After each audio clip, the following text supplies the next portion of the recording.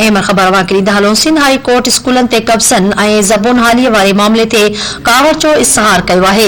Sindh high court में बल्दिया town Saidabad में school जी ज़मीन ते कब्ज़े वारे मामले बाबति केस जी ॿुधणी थी आहे। अदालत पारां स्कूल जी हालत बाबति रिपोर्ट ॾिसी कावड़ जो इज़हार कयो वियो आहे।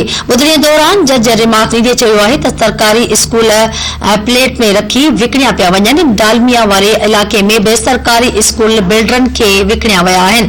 अदालत स्कूल इंतजामिया ऐं ॿियनि खां स्कूल जो रिकॉर्ड तलब करे वरितो आहे। ईंदड़ ॿुधरीअ ताईं नोटिस जारी कया वेंदा। अहम ख़बर मां ॾियूं पिया। सिंध हाई कोर्ट स्कूलन ते कब्ज़न ऐं ज़बून हालीअ वारे मामले ते कावड़ जो इज़हार कयो आहे।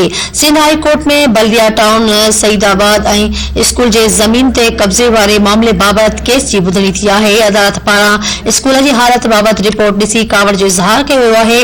ॿुधणीअ दौरान जज रिमार्क नीदे चयो आहे त सरकारी स्कूल प्लेट में रखी विकिणिया पिया वञनि।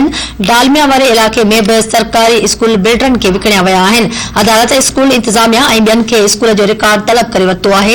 ईंदड़ ॿुधरी ताईं नोटिस जारी कया वेंदा। हवाले सां कराची खां धरती टीवी न्यूज़ जो रिपोर्टर इसहाक सरकी असां सां लाइन ते मौजूद आहे। जी इसहाक, सिंध हाई कोर्ट स्कूलनि ते कब्ज़न ऐं ज़बून हालीअ वारे मामले ते कावड़ जो इज़हार कयो आहे। कहिड़ा तफ़सील आहिनि हिन बाबति?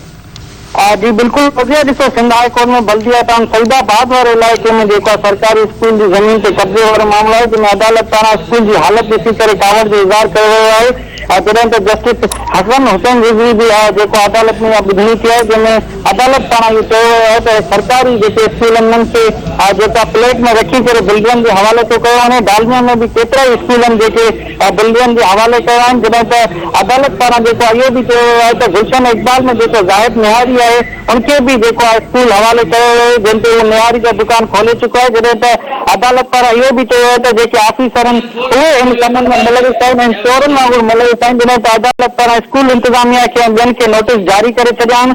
जॾहिं त अदालत पारां ईंदड़ ॿुधणी ते स्कूल इंतजामिया खे रिकॉर्ड सां गॾु जेको पेश थियण जी हिदायत करे छॾी आहे। जी ठीकु आहे, इसहाक, वॾी महिरबानी तफ़सील ॾियण जे लाइ।